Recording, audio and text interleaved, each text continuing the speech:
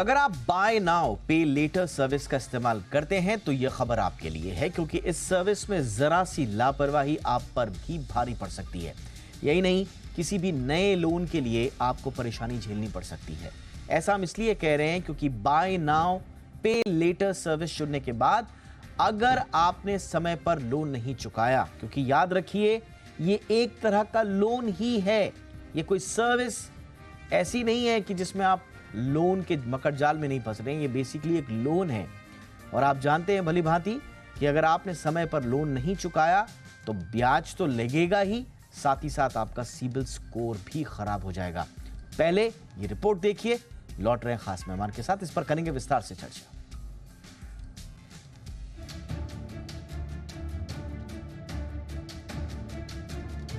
BNPL यानी कि bye now पे लेटर का क्रेज तेजी से बढ़ रहा है। आपके पास पैसे नहीं भी हो तो भी आप कई तरह की सर्विसेज का फायदा उठा सकते हैं। ओला, उबर से लेकर जोमैटो, पेटीएम, अमेज़न, कई तरह के एप्स और प्लेटफॉर्म्स इस तरह के ऑप्शंस लोगों को देते हैं। लेकिन क्या आप जानते हैं कि अगर आप इस ऑप्शन को चुनते हैं तो आप परेशानी में आ सकते हैं। आपका सिबिल खराब हो सकता है, आपके लिए लोन लेना महंगा हो सकता है, क्योंकि बाय नाउ पे लेटर का ऑप्शन चुनते ही आपके नाम पर किसी बैंक या NBFC का पर्सनल लोन शुरू हो जाता है, जिसका सीधा असर आपके सिबिल स्कोर पर पड़ता है। बाय नाउ पे लेटर की सुविधा कस्टमर को देने के लिए अक्सर प्लेटफॉर्म को किसी बैंक या NBFC के साथ सीधा टाई अप करना होता है। RBI के मुताबिक सभी प्लेटफॉर्म्स को पर्सनल लोन का फुल डिस्क्लोजर देना जरूरी है। कई प्लेटफॉर्म्स टर्म्स एंड कंडीशंस में इसका पूरा खुलासा करते भी हैं, तो कई नहीं करते। ऐसा भी होता है कि ग्राहक जल्दबाजी में टर्म्स एंड कंडीशंस बिना पढ़े ही अग्री कर देता है। बाय नाउ पे लेटर सर्विसेज का फायदा उठाने के बाद अक्सर लोग यही सोचते हैं कि महीने के अंत में एक साथ इकट्ठा बिल चुका देंगे।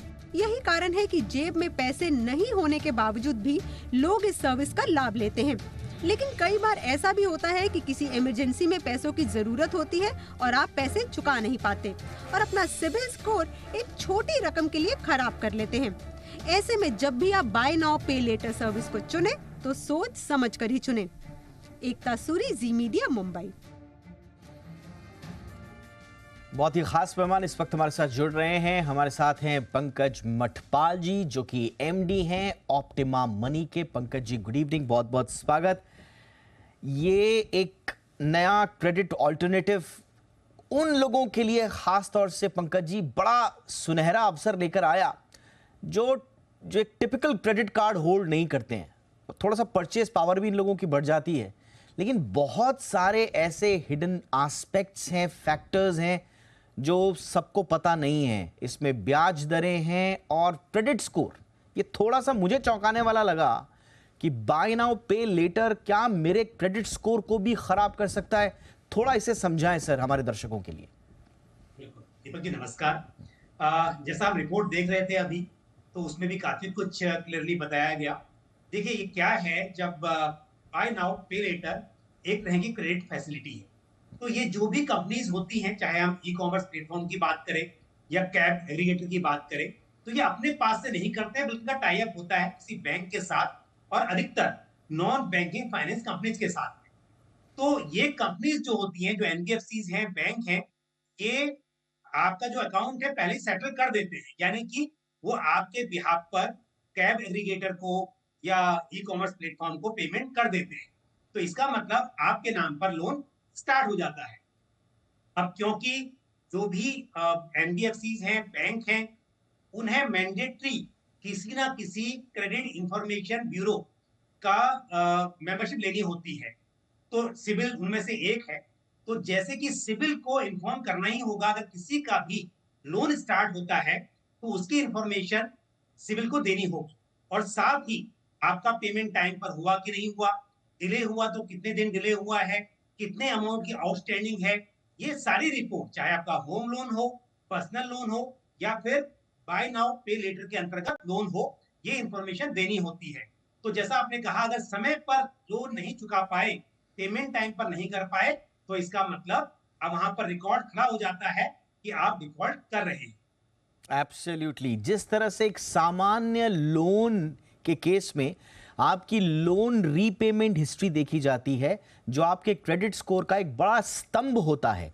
सेम उसी रूप में यहां पर भी बाय नाउ पे लेटर की जो सुविधा है, ये बेसिकली आपको एक लोन दिया जा रहा है। अच्छा पंकज जी, ये कंपनीज क्या करती हैं कि अगर आप सामान्य रूप से अगर आप कोई भी लोन लेते हैं तो उसमें अप्रूवल्स, उसमें कागजात, उसमें दुनिया भर की चीजें होती हैं। इसमें आदमी इसलिए भी फंस जाता है क्योंकि इसमें इंडिविजुअल्स को तुरंत अप्रूवल्स मिल जाते हैं। तो ये भी थोड़ा सा हमें ध्यान में रखना है कि इसको समझते हुए कि ये सर्विस तो ठीक है लेकिन लोन का ट्रैप ज्यादा है। ये इंस्टेंट अप्रूवल का क्या गणित है सर? ये क्या है आजकल बैंक एग्रीगेटर, मतलब एग्रीगेटर के लाइसेंसेस हैं, तो बेसिकली आप उस कंपनी को ऑथराइज कर देते हैं कि वो आपका सिविल स्कोर तो देख ही सकते हैं, साथ साथ आपके बैंक अकाउंट को भी चेक कर सकते हैं। तो आपने अकाउंट स्टेटमेंट शेयर नहीं किया, लेकिन उनके पास राइट है, जैसे ही आप ओटीपी शेयर करते हैं, जैसे भी प्रोसेस को कंप्लीट करते हैं, उनके पास ये पावर आ जाती है कि वो आपके अकाउंट को भी ट्रैक कर सकते हैं। तो basis of your CIBIL score, आपके बैंक अकाउंट, उसके आधार पर उन्हें मालूम चल जाता है कि आपकी क्रेडिट हिस्ट्री कैसी है और आपका लोन मिनटों में अप्रूव हो जाता है।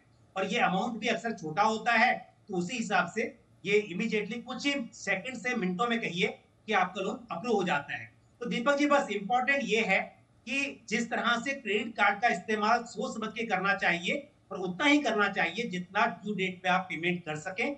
उसी हिसाब से आप इस सर्विस का भी उपयोग करेंगे तो ठीक है, अदरवाइज ये आपके लिए जंजाल बन सकता है। हाँ देखिए, अब बिल्कुल फ्लिप साइड क्या है, हम ये नहीं कह रहे हैं कि बाय नाउ पे लेटर बिल्कुल ही खराब ऑप्शन है। जैसा कि हमने बताया कि ऐसा क्रेडिट ऑल्टरनेटिव है जो बहुत सारे लोगों की मदद भी करता है, खासतौर से जो लोग क्रेडिट कार्ड होल्ड नहीं करते हैं, उनको समय पर कोई सर्विस चाहिए, कोई प्रोडक्ट चाहिए, खासतौर से ऑनलाइन, उनके लिए बड़ा सुनहरा मौका होता है। लेकिन आपको थोड़ा सा ध्यान में ये रखना है कि इसमें अगर आपने डिसिप्लिन नहीं दिखाया या अपनी क्षमता से ज्यादा आपने इसका इस्तेमाल करने की सोची, तो ये थोड़ा सा आपके लिए परेशानी का सबब भी हो सकता है। इसलिए आपको हम एक पक्ष दिखाने की इसमें कोशिश कर रहे हैं। अच्छा पंकज जी, ये तो क्रेडिट स्कोर की बात हो गई, इसमें जो इंटरेस्ट रेट्स भी होते हैं वो थोड़ा ज्यादा होते हैं, तो यहां पर भी थोड़ा सावधानी बरतनी है।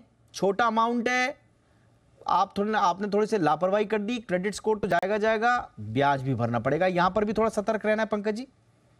बिल्कुल, देखिए आपको जो पीरियड दिया गया है कि बाय नाउ पे लेटर, वहां तक आपको इंटरेस्ट नहीं लगेगा। जैसे क्रेडिट कार्ड के केस में होता है कि 40 टू 50 डेज का आपको टाइम मिल जाता है, वैसे यहाँ पर भी आपको मान लीजिए 30 डेज का टाइम मिल रहा है। लेकिन यदि आपने डिले किया तो उसके बाद जो टोटल आउटस्टैंडिंग है, पहले की भी बाद की भी, पूरे के ऊपर आपका इंटरेस्ट स्टार्ट हो जाता है। और ये बात आपको शायद बताई ना जाए, लेकिन यदि आप टर्म्स पढ़ेंगे तो लिखा भी होता है कि आपको कितना परसेंट इसके ऊपर इंटरेस्ट पे करना होगा। तो इंटरेस्ट तो एक है ही है, और साथ में आपका रिकॉर्ड खराब हो जाएगा। उसके बाद कभी आपको होम लोन की जरूरत हो, एजुकेशन के लोन की जरूरत हो, तब भी आपको दिक्कत आ सकती है। तो सोच समझ कर कीजिए अगर इसका इस्तेमाल करना है। बिल्कुल, ये बहुत जरूरी है। और अगर आप थोड़ा सा इस पे चूक गए, उसके बाद आपको असली, अच्छा इसमें एक चीज ये है कि अमाउंट इतना छोटा होता है, कई बार लापरवाही हो जाती है। जैसे हम जो कैब एग्रीगेटर सर्विसेज का इस्तेमाल करते हैं, उसमें एक कंपनी नहीं, मैं सब कंपनियों की बात कर रहा हूँ, उसमें बहुत ऑप्शन आते हैं आपके पास, बाय नाउ पे लेटर। कई बार उसमें हल्की चूक हो जाती है, छोटा मोटा, हम लोग सोचते हैं कि इंस्टेंटली उसको रिचार्ज कर देंगे या वॉलेट में पैसा डाल देंगे, छोटी मोटी चूक हो जाती है, लेकिन इसके इम्पैक्ट बड़े होते हैं। तो सतर्कता क्या क्या बरतनी है पंकज जी, एक दो पॉइंट्स में अगर आप ये बता पाएं कि जो भी कभी भी आपको बाय नाउ पे लेटर का ऑप्शन दिखे तो सतर्कता क्या क्या बरतनी है, क्या क्या सोचना है? बिल्कुल, देखिए एक तो ये हो सकता है कि आपके जो भी, अगर आप कैब एग्रीगेटर की बात कर रहे हैं, तो वो पेटीएम जैसी कंपनी के साथ में आपको ऑप्शन देते हैं कि आप मिनिमम बैलेंस आपका अगर जो भी अमाउंट है तय किया है उतना कम होगा उससे, तो ऑटोमेटिकली आपके बैंक से लिंक है, उसमें पेमेंट आ जाएगा। तो इस तरह से भी आप कर सकते हैं कि अपने इन चीजों को जो भी आप यूज कर रहे हैं, चाहे वो ओला उबर हो, उसको आपने मान लीजिए पेटीएम से लिंक किया हुआ है, या ओला का जो और ओला मनी है उसके अंदर आपने ये सुविधा कर दी कि मिनिमम इतना बैलेंस खत्म हो जाएगा या इस डेट पे आपका पेमेंट ऑटोमेटिकली ट्रांसफर हो जाएगा। तो वो शायद आपके लिए बेनिफिशियल रहेगा, जैसे क्रेडिट कार्ड में करते हैं कि मिनिमम पेमेंट जो है उतना आपका ऑटोमेटिकली बैंक अकाउंट से डेबिट हो जाना चाहिए। तो उसी तरह से यहाँ पर भी आप ऐसा कर सकते हैं। और दूसरी बात ये सुविधा देखिए अच्छी भी हो सकती है, कई बार आपके अकाउंट में पैसे नहीं ट्रांसफर हो पाए किसी वजह से और आपने टैक्सी यूज कर ली, उसके बाद में आपके पास चेंज भी नहीं है, तो ये सुविधा अच्छी भी हो सकती है। बट ये जरूर ध्यान रखिए, एक तो कोशिश कीजिए कि टाइम पर पेमेंट करना है, दूसरा जैसे मैंने कहा और आपने पूछा कि आपके अकाउंट में ये लिंक होना चाहिए बैंक के साथ, तो यदि उस डेट पे ऑटोमेटिक पेमेंट आपका हो जाना चाहिए, आप मिनिमम पेमेंट या टोटल पेमेंट जो भी है, तो शायद आपको पेनल्टी वाली ये जो दिक्कत है उसका सामना नहीं करना पड़े। अच्छा, इसमें एक चीज और है जो बहुत छोटी है लेकिन गौर करने लायक बात है, और शायद आप जितने हमारे दर्शक हैं इस बात से रिलेट करेंगे।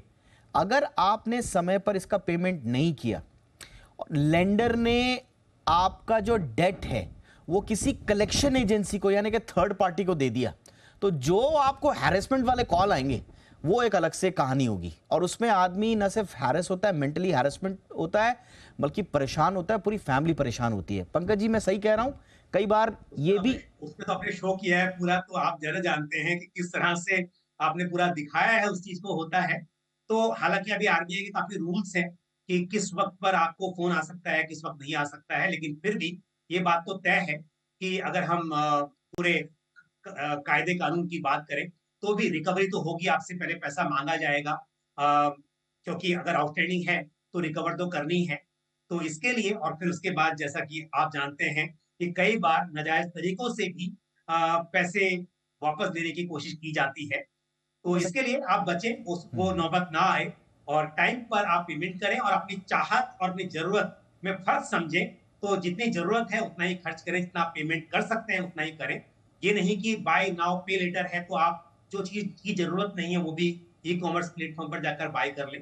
तो पहले तो अपने ही आप प्लान बनाएं, उस हिसाब से खर्च करें और फिर टाइम पर पेमेंट जरूर करें, ये बहुत ही इंपॉर्टेंट है। बिल्कुल। अब थोड़ा सा बहुत सारे दर्शक सोचेंगे कि आज तो ये बाय नाउ पे लेटर के बारे में पूरा नेगेटिव ही असेसमेंट कर रहे हैं या एनालिसिस कर रहे हैं। जाते जाते आपसे बिल्कुल फ्लिप साइड जो मैं बता रहा हूँ, लोन रीपेमेंट हिस्ट्री से जुड़ा हुआ ये मामला है।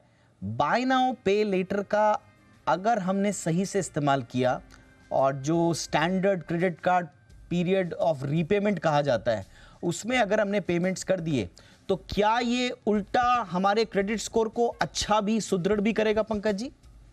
बिल्कुल। देखिए क्या होता है कि जो बैंक इंफॉर्मेशन देते हैं सिविल को, वो सिर्फ वो नहीं कह रहे कौन डिफॉल्टर है कौन अच्छा है, लेकिन वो एक रिपोर्ट कर रहे हैं कि आपकी हिस्ट्री क्या है, कब पेमेंट कर रहे हैं, कब कितना लेट कर रहे हैं, टाइम पर कर रहे हैं। तो ऑटोमेटिकली आपकी हिस्ट्री बन जाती है। आपने भले थोड़ा सा लोन लिया, थोड़ा सा खर्च किया, बट एक रिकॉर्ड बन गया सिविल में कि आप टाइम पर पेमेंट करने वाले व्यक्ति हैं। तो कल जब आप बड़ा लोन लेंगे और दूसरा बैंक आपकी रिपोर्ट को रिव्यू करेगा तो उसको मालूम है कि ये पर्सन जो है इसने लोन लिया है, क्योंकि हिस्ट्री नहीं है तो इसका मतलब पता ही नहीं है कि आप कैसे किस तरह की आपकी पर्सनैलिटी है। बट आपने लोन लिया है और टाइम पर पेमेंट कर रहे हैं तो हिस्ट्री बनती है। और एक बात और भी है, सिविल में क्या है कि जितने अलग तरह के लोन होंगे इसका असर आपके रिपोर्ट पर होता है, आपके स्कोर पर होता है। तो आपने अगर होम लोन लिया है, पर्सनल लोन लिया और साथ में आपने ये बाय नाउ पे लेटर वाली फैसिलिटी ली हुई है, तो आपकी बास्केट बन जाती है लोन की, तो इससे भी आपका स्कोर इंप्रूव होता है। तो पॉजिटिव भी हो सकता है, लेकिन टाइम पर पेमेंट नहीं किया तो नेगेटिव होगा, फिर कुछ पॉजिटिव नहीं। बिल्कुल। और जैसा हमने शुरुआत में भी कहा था कि एक तो अगर आपने टाइम पे नहीं किया, क्रेडिट स्कोर जो को एडवर्सली ये इम्पैक्ट करेगा, अफेक्ट करेगा। लेकिन अगर आपने इंटरेस्ट रेट पर ध्यान नहीं दिया, बिना सोचे समझे उसमें हाँ कर दिया, तो कंडीशंस को पढ़ने के बाद ही उसमें अपना अग्रीमेंट दीजिएगा। टर्म्स एंड कंडीशंस को बहुत ध्यान से पढ़िएगा। छोटे छोटे अमाउंट में हम ये छोटी छोटी चीज़ें इग्नोर कर देते हैं जो आपको नहीं करनी है। हमारी यही सलाह है आपको। इंटरेस्ट रेट ज़्यादा अगर होगा, स्वाभाविक रूप से आप डेट ट्रैप में, जो ट्रेडिशनल बोरोइंग मेथड्स हैं उससे जल्दी ट्रैप में आ जाएंगे। तो थोड़ा सा इसका भी आपको ध्यान रखना है। बहरहाल, हमें उम्मीद है कि आज का ये जो चंक है हमारा कवर स्टोरी का, इसमें पंकज जी ने बहुत ही सरल भाषा में हमारे दर्शकों के लिए इस पूरे मुद्दे का विश्लेषण किया। आपके ये काम आएगा। Thank you so much Pankaj ji, हमारे दर्शकों के लिए आपने वक्त निकाला, बहुत बहुत शुक्रिया। तो ये थी आज की हमारी कवर स्टोरी।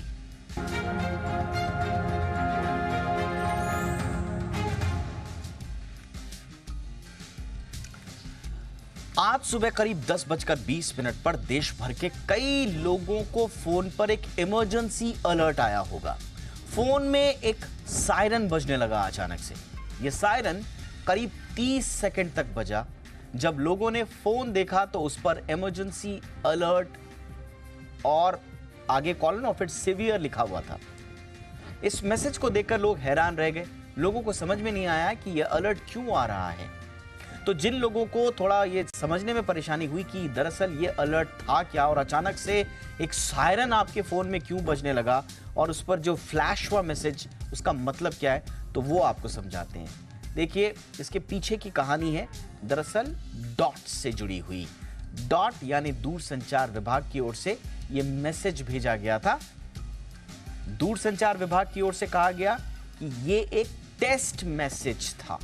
डॉट के मुताबिक ये मैसेज एक इमरजेंसी ट्रायल था ताकि बाढ़ या किसी प्राकृतिक आपदा जैसी आपात स्थिति में लोगों को अलर्ट किया जा सके। दरअसल हमारे देश में रह रहकर बहुत सारे तूफान, चक्रवात, इस तरह की आपदा की स्थितियां आती रहती है और काफी समय से इस पर मंथन चल रहा है कि क्या किसी आपात स्थिति में लोगों को सूचित करने के लिए कोई इमरजेंसी अलार्म सिस्टम पैदा किया जा सकता है।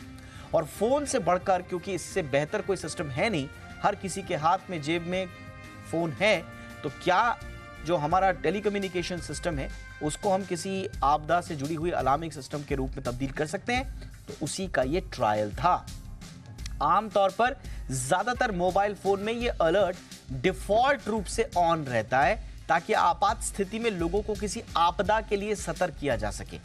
यदि आपके फोन में अलर्ट की सेटिंग ऑन नहीं है तो आप सेटिंग्स में जाकर इसे ऑन कर सकते हैं और हमारी ये सलाह है इसे ऑन जरूर रखिएगा, क्योंकि आपदा कब किस रूप में सामने आ जाए कोई कुछ नहीं कह सकता।